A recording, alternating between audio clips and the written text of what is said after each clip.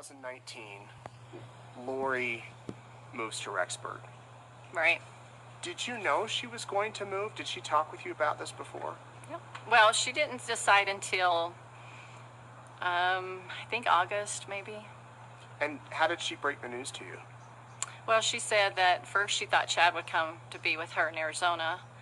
And then she said, I think I changed my plans. I think I'm supposed to be up there. He says I'm supposed to be up there, but I need to get my own answer to find out if I'm supposed to be there, because she didn't really want to go there at first. And then she said, I was told, yes, I need to go, and she needed to be there by a certain time, and so she decided to go. And then she just told me that I need to go up there. And at that time, you're seeing her every day with... No, not every day at this point. It started to slow down when Charles passed away. I didn't see her as much. It started kind of tapering off in the end, and especially when she moved to Rexburg, it really tapered off because she was now...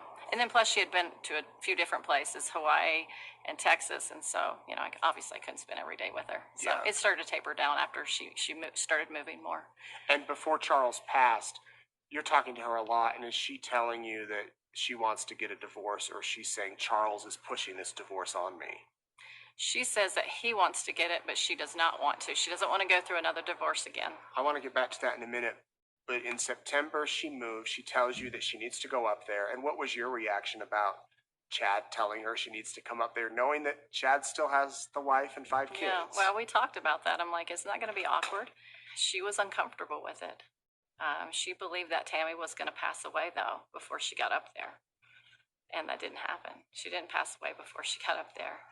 And so I thought, you know, I said, aren't you uncomfortable? Maybe she'll see you guys together. And so I thought it was different, you know, that she was going to be up there when Tammy was still alive. And she told you, well, Tammy will die before I move up there. Right. How was she going to die? I heard a few times maybe through a car accident or something like that. So they thought Tammy would be in a car crash, Yeah. would pass away, then Lori would move up there, and then she could marry Chad. And when that didn't happen, she said, I've still got to go. Yeah, because, you know, the other side of the veil she's talking to, she said, I need to be there by this date. And She's communicating with someone. Yeah. So she moves up there, and from what I understand, she and Chad would walk around the track at BYU, Idaho, holding hands, maybe kissing, you know, just displaying, looking like a married couple. Well, she told me that they did walk around the track together. She didn't tell me what they did or didn't do, but I did have an opportunity to walk with them. And then we walked around and looked at the different pictures. I'd never been there before, so I saw the pictures that were in the gymnasium, or, you know, behind it where they have those beautiful pictures. So we talked and we walked, and yeah, I was surprised. I'm like, aren't you worried that people are going to see you? And she says, well, Tammy doesn't come out a lot. She doesn't come over to this part a lot, so. But they were openly affectionate. Yeah, and they said a lot of people that knew Chad didn't know what Tammy looked like because they didn't do a lot of the things together. Did Chad ever talk about Tammy possibly passing away? I can't recall if he said it, but I know she did. He was very quiet most of the time. He let her do most of the talking. How would you describe his personality at that time? Just reserved? Reserved. Yeah, reserved. A little, sometimes he came across not very confident. Did you stay with Lori at that time when you went up to visit her? Mm-hmm. And were the kids there? JJ was. But Tylee was not. Tylee was not. Where was she? I was told she was at BYU. BYU in Provo? Idaho. BYU in Idaho. Would that have been a normal answer? Like a normal, okay, that makes sense type thing? Well, I knew that Tylee had her GED that she got when she was 16 or 17. I'm not sure exactly the age. And so it could have been plausible, but it didn't feel like it. There was definitely question marks. It was question marks for me. It didn't feel real. It didn't feel like the truth. I didn't know what to say about it. I wouldn't assume that she had done something to her, so it was kind of, I don't know. It was unusual. But you didn't question her? I didn't question it. Was JJ with you on the walks? No. Where was he? He was at home. By himself? His uncle was watching him. Alex? Yeah. Okay. So JJ's home with Alex, but there's no sign of Tylee? Correct. And how long did you stay with Lori now? Was it for a week? So Thursday to a Monday morning. I'm assuming Tylee never called her. She never called Tylee. She didn't even talk about her. Never spoke about Tylee. Did she speak at all about JJ? Yeah, I mean, he was all around us, and we were talking about him quite a bit, actually. What did she say? As I arrived on the Thursday, she had said that he had turned into a zombie the day before I got there. And she was pointing out behaviors of his, like, look how he's doing this, that's unusual, or look how he's doing that. And she was trying to create uncertainty in me about what I saw his behavior. Like, what do you call that? Like a doubt. A doubt. And I was looking at him, and I thought, well, I don't know. He kind of looks like JJ to me. You know, hyper and angry one minute, and kind of chill, or crying the next minute. Like, that's how his behaviors always were around me. I don't know if they were always like that, but that's how I noticed him when I was around both of them.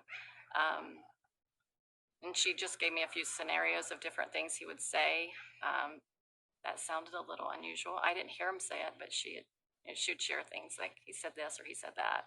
Had she talked about zombies before? Mm-hmm.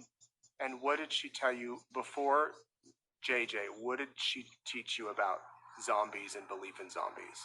So the first person, as we all know, is Charles, was considered one. And that was brought to Lori's attention by Chad on the phone call. I was in her house when that phone call came in, and he described to her that Charles was no longer Charles, that this unclean spirit that was friends with Charles on the earth, you know, when they used to be friends, had now passed on, and now he is this unclean spirit on the earth roaming around, and now he's attached himself to Charles, and now he has entered his body and taken over it. So he's not really Charles anymore.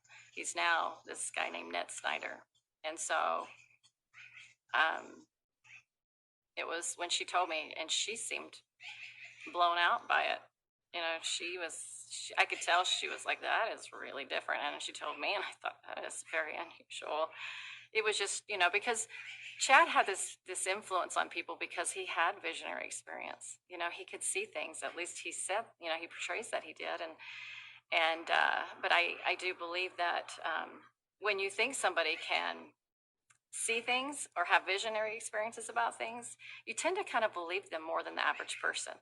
Because, you know, if you ask me, I'd say I don't see anything. So you wouldn't take my point of view or my opinion. But if you had somebody that was really good at having visionary, because he often said that it was like the veil was open when he had his near-death experiences.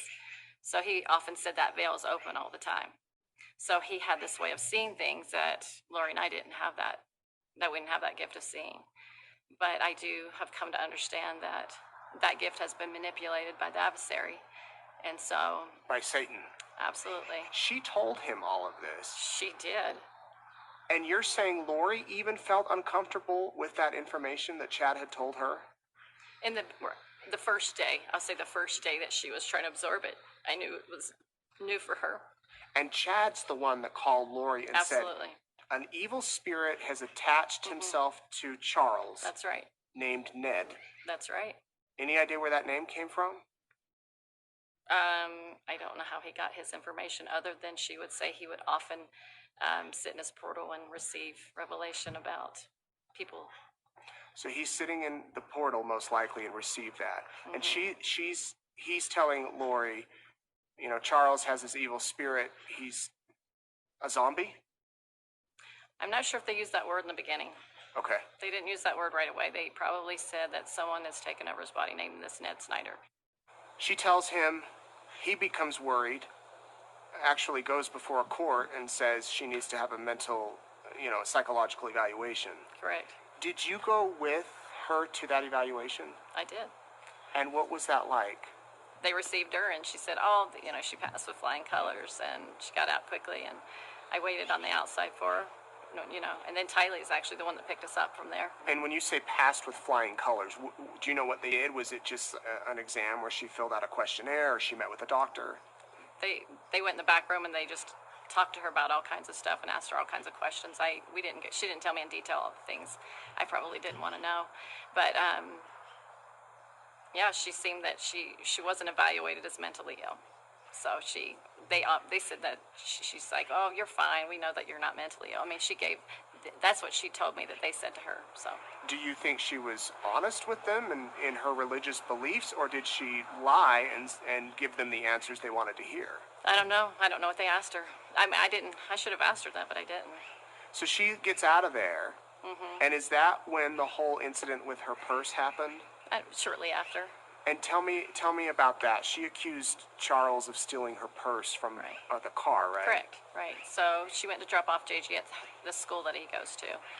He was out of town, so his truck was moved from the airport. And so when he came back from his flight, there was no truck. And so then I don't know how he, got around or anything. Maybe he called a friend. I don't know what he did. And then I got to remember the details of this. I know she had JJ. She dropped him off at school. And then he came to the school, and then he opened her car door, took her purse, and then took off. And then she got in the car, and she didn't see him. I don't believe she saw him. And then she's like, her purse is missing. As all of these things are happening, there's a lot of bizarre incidents. Did you ever think, what is going on here? How can there be this much drama in one person? It was a lot of drama, and I would ask them, like, why does these things keep happening to you? Because I have never been around so much drama in my life. I'm kind of a chill person. And so it just seemed like there was one drama after another drama, and it never ended. And so I just thought, wow, this person, I used to say to her, why is everybody in your life turning into zombies? Like, why is everybody after you? Like, why? I don't understand. And she would say, well, it's because, Satan really hates me, and I'm because of my exaltation on the level that I'm exalted to, they're coming straight after me. So anyone that would disagree with her or cause her any sort of problem would become a zombie? Pretty much. Or either considered to be dark. They're a little bit different, but that's another discussion. Yeah.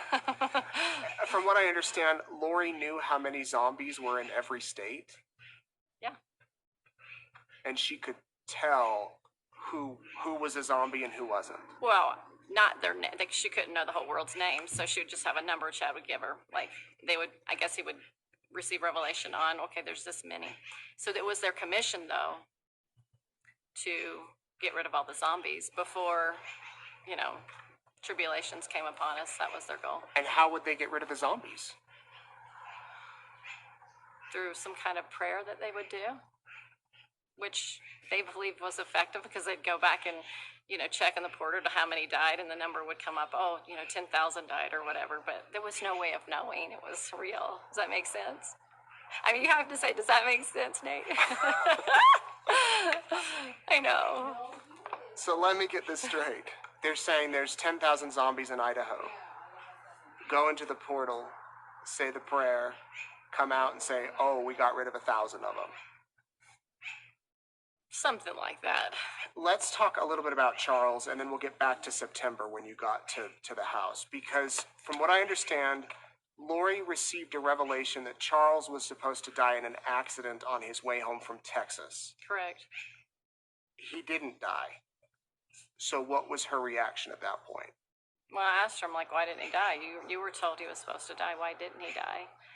And she said, well, I think she went to Chad and asked, because I don't think she knew the answer to that. And so he let her know that the accident that was supposed to happen didn't, because of people's choices. So when things didn't go according to plan or according to a timing, it was only because of agency, and it would change. Oh, it's because somebody changed their agency. Very inconsistent. And the night before Charles died, didn't she call Alex and say, come and stay with me? Do you know? Mm-hmm. She did. Yeah. And then the next day, Alex shot Charles. What do you think happened there? I didn't know about it till like 4 days after it happened. She called me and she said, hey, did you see the news? I'm like, I don't watch the news. Wait a sec. Your best friend did not tell you for 4 days that her husband had been shot and killed. Correct. I found out through her, though. She did call me and let me know. And she said, have you not heard and watched the news? I said, I don't watch the news. And she said, Charles was shot. And I'm like, what? So tell me what happened. And anyway, so I got to visit with her for a while, and I think she gave me the rendition that she gave the police. It sounded, what I've heard, it sounds like the same thing as, he came over, and the question that I had, that part of me was like, why is he coming to get you and kill you? Like, I don't understand why Charles wants to kill you. She told you Charles showed up to kill her. That was his way. He was coming down from Texas. To kill her. Mm-hmm. And that's why she had called Alex the night before to come over to the house. Mm-hmm. And that he shot Charles in self-defense. Correct. You knew, though, that she had told you months earlier that Charles was possessed of a zombie. Correct. So did you think, well, there's more here? Right, because if he's coming down, that's why I'm like, well, what, like, as a person that would perceive, the public wouldn't perceive him as a zombie, right? Like, what kind of reason could he give anybody for coming down to kill her? Does that make sense? Mm-hmm. And so she just said, well, they're after me. And I said, well, why? She said, well, for insurance. Like, I have $3 million of insurance on my head. And I'm like, really? She said she had $3 million of insurance on her head. Did she ever talk to you about Charles's insurance? Yeah. What did she say? She said that he had, I think, about $1 million, and that she knew when he passed away that she thought she'd get the money. So she talked about how when Charles dies, I'm going to get $1 million. I don't know if she was 100% sure, because she thought maybe possibly it could have been switched from her to Kay. So she wasn't sure if she was really going to get it or not. But it was something she was thinking about and talking about. Yeah, she didn't know about it. And then when she found out it had been switched to Kay, what was that conversation like? Well, she wasn't overjoyed about it. And she's like, well, Kay has the money now. But she also believed that Kay was a zombie as well. So she just believed that they were all against her. That was her belief system. As time passed, she's like, I'll get something from, when a spouse dies, you get Medicare, I think. Something like that. Some sort of benefit. Yeah, and he was a bit older than her, so she knew that she could get something still, so that she wasn't completely left without anything. And she brought that up, that she would get money. Yeah, because I was like, what are you going to do? How are you going to take, the typical things that you talk about when people pass away, like how are you going to provide for yourself? We heard that she was also getting money as a single mom, money from Tylee and JJ, because JJ had disabilities. So I know Tylee received money from her father's death. And yeah, I think so. I think JJ did too. I don't remember talking about that too often. We figured it out, and it was around $6,000 a month, tax-free, that she got between the three. Yeah, I think she mentioned something like she could get that much amount. Something sounds familiar. What was your thought when you heard all of this talk about zombies? I did question it. All of us did. I sat and talked to Alex about that a few weeks before he passed away. I'm like, I'm not too sure about this zombie thing. He goes, I 100% believe it. He said he 100% believed it? Yes. So Alex really did believe. Do you think that when he shot Charles, that was in his mind? That Yeah. Charles is a zombie. Yeah. And I must get rid of him. Yeah, because he really felt to protect his sister. That was his duty. To protect his sister. So by the time you get up to Rexburg in September, this zombie talk has become normal, or at least you've heard it before. Correct. And so let's pick up where we were a minute ago with JJ. She tells you, right when you get there, JJ's a zombie? Correct. And starts to point out things that she believed had zombified him. And you're thinking, as an outsider, what? I'm looking at him and trying to discern. And it looks normal to me. I couldn't tell. So I was like, there was a lot of doubt there, obviously. It's hard to believe that completely. I don't ever even believe that Lori completely ever believed it. You don't?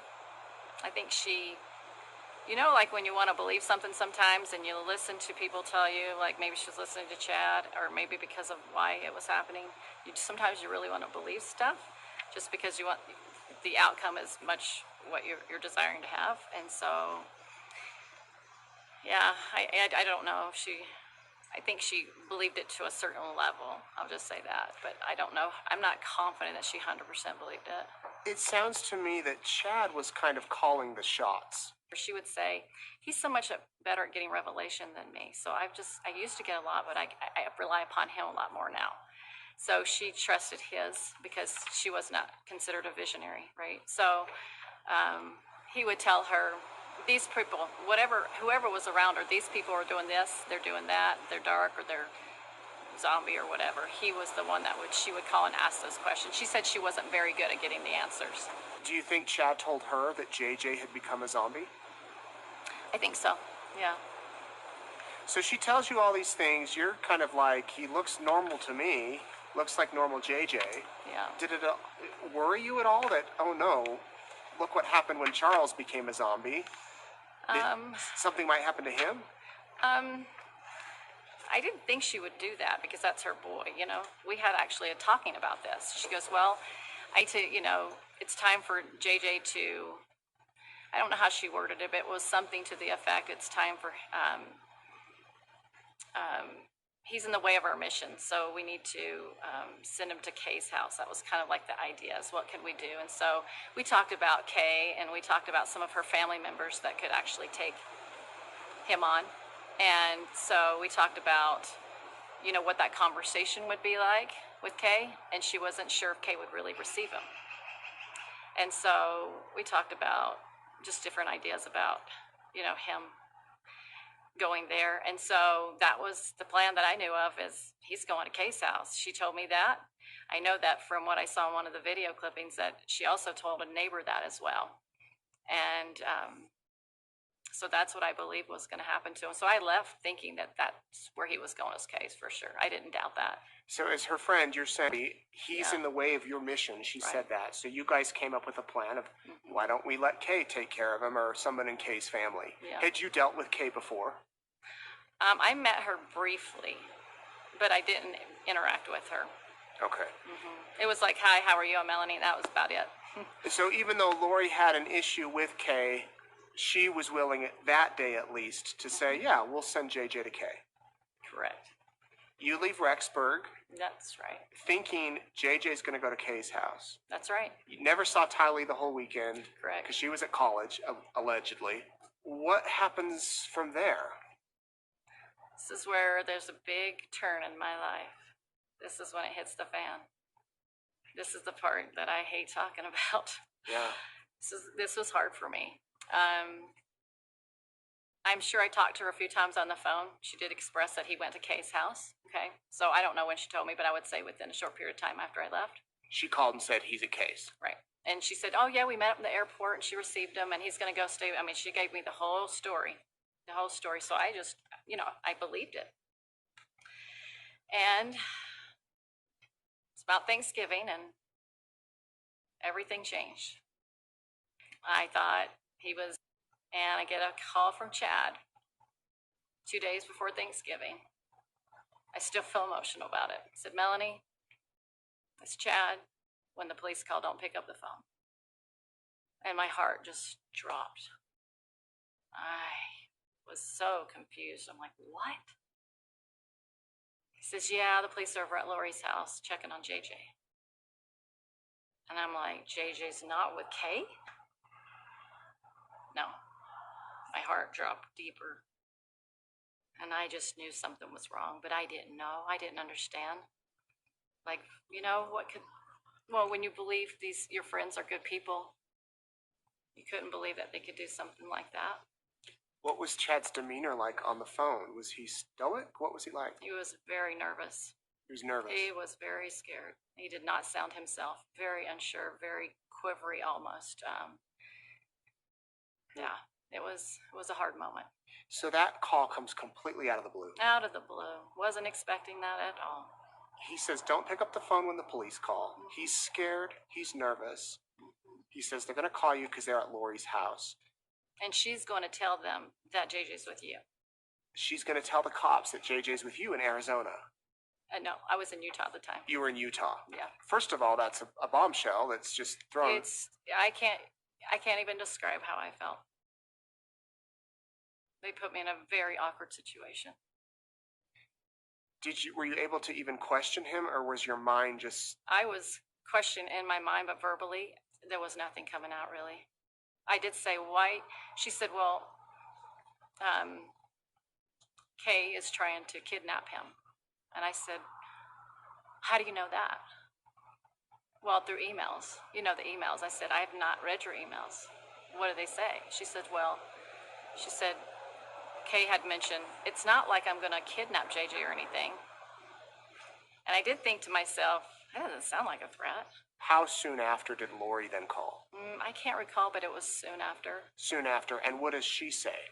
She sounded like everything was wonderful and great. She had an upbeat voice, and I was positive. And that it gave me a little hope that, hey, maybe, it's not what I'm thinking the worst. What did she say? She said, hey, everything's fine. Everything's okay. And I mean, I can't quote exactly all the things I said. So she led me to believe that everything was fine and that, that JJ was, I'm trying to remember how she worded it, that she was protecting JJ something to the fact that they were not just Kay, but it felt like many people were after him. And so she was trying to protect him. That's what she told me. But I've talked to the police before. I was like, when you get a gut feeling, that's real, right? And they're like, yeah, you got to go on gut instinct. And what was your gut feeling? If something was terribly wrong. I mean, it just stayed in there for a long time, that gut feeling. It did not feel comfortable. Something was telling me something's off here. I wanted to believe her. I didn't want to think that she would do anything like that. I really, really wanted to believe her. What did she ask you to do? She asked me to tell the police that JJ was with me and that when I went, because I was going to go and drive down to Arizona for Thanksgiving, and that he was going to go with me, which I didn't know any of this, right? So, that she had made it sound like we had arranged it or something. But anyway, he was going to go down to Arizona with me. And she was going to come down there later and pick him up. So that was a foreign idea to me. I'd never heard of that before. So it was I can't even tell you how uncomfortable. After I get to Arizona and everything, I was talking to Alex because I wanted to meet with him. And he goes, I cannot believe she threw you under the bus like that. So Alex came to your defense. And I said, I can't believe she did either. I said, I can't believe she said that. I don't. That was not smart. Tell me about what she asked you to do at the movie theater. So she said, I've told the police that you were Frozen 2 with JJ, and to get your cell phone out and just take a picture of random kids running around to make it look like you had them with you. And I was thinking to myself, nah, I don't make stuff up like that. I don't do that. So I'm just in shock still. I really, really was in a shock type of. It's just, everybody's listening. Everybody has different opinions, what they're going to think about all this, right? But in that moment, I really did not know what to say. And you weren't in the right frame of mind to question her. Right, I wasn't. And so you hang up that call. Did she say anything else? Did you take pictures of random kids and talk about the Arizona plan? I know that at one point we talked about her going on a trip with Chad's children to California. She might have mentioned it during that time, or I called her shortly after that when I was driving down to Arizona. It was between that conversation and that, I can't recall, but that they were going to go on a family vacation, just going with the kids, or his kids. How quickly did the police call? Within half an hour to an hour.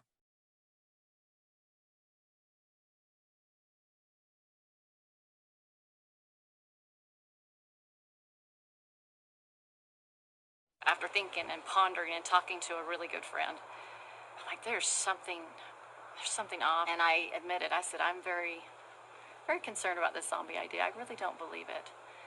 And my friend said, I don't think it's true either. Then we talked till 5 o'clock in the morning. I mean, we talked about everything, the belief structure and all these different things. We talked about all kinds of things about these doctrines. We talked about many things. And how they did not fit the pattern that the scriptures teach. I often think about when Jesus Christ was on the earth. He healed people. He cast out evil spirits. He did not kill people. And if they did have an unclean spirit, he was able to get rid of it, and those people were okay afterwards. There was no pattern of this behavior. He was always sharing where they were inclusive and hiding. That does not walk on a path that is light. So darkness is always done in secretive. And I came to understand that. I'm like, this is actually it has been very hush-hush. And that's not how God works. You know, the mysteries of God, which they were always trying to unfold, are about bringing people to Jesus Christ. That's what the mysteries are there. Part of them are about that. They were not bringing that. That was not what was happening. It was not leading people to Christ. It was taking people away from him. Or maybe they thought they had this pretend relationship with him. And it led to people dying. That does not sound like that scripture talks about God does not work in darkness. You don't have to be running and hiding when you're transparent and doing the right thing. You don't have to. When you're telling the truth, you have nothing to worry about. So, one of the feelings that I did want to share to many people listening is that there are many people other than Chad that believe these teachings of many lives or multiple probations within our own church or either close groups that are affiliated. And I want you to decide, as people that believe this, does having this information make you a better person? Does it make you loyal to your spouse? Does it make you feel like you're better than other people? Because of this information, I'll just say it this way, Nate. If this idea of multiple probations had not been introduced, nobody would have ever died. Because they would have never thought they were married before. This is dangerous doctrine. Because this is not how he works. He works on a pattern. I am the same yesterday, today, and forever. He does not make exceptions to the rule. He has no respecter of persons. And when we want things, we do the best. All of us do on this planet. And the thing that's interesting is we've all been deceived to some level. Everybody. So this is a world to learn truth and error. I just got to experience something at a very different level. So I got to see something, what I would call a secret combination, unfold in front of me. And I got to see it with my own eyes. Now, I didn't see people die or anything like that, but I got to see the workings of it. This is what this is. And it sounds like that call from Lori and Chad and the police, that was kind of your awakening. Oh, yes, absolutely. After that long talk with your friend till 5 a.m, when you went through everything Chad had taught you, right, and all of that you said, this is wrong, and you call the police, and is that when you told them everything you knew? Oh yeah, I told them everything, just like I'm talking to you. I just let it out. And the interesting thing is that everything I share with them is documented, right? Was before anything came out on the news. So people can say, well, Melanie learned this from other things, maybe.